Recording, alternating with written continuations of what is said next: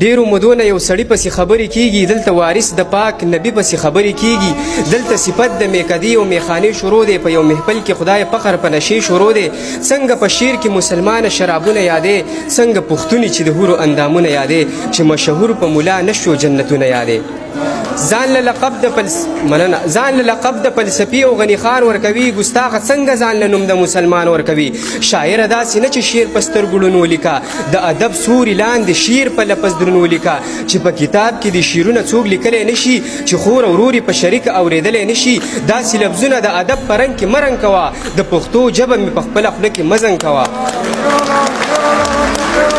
د خدای دپاره د پښتو نه جامې مه وباسه، ای کور د پښتون نه د پښتو جنازې مه وباسه.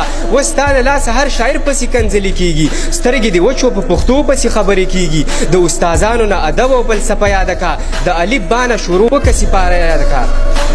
داسې شعر ولیکه چې خلک پکې ځان لټوي، د ژوند دپاره طریقې د خپل جانان لټوي.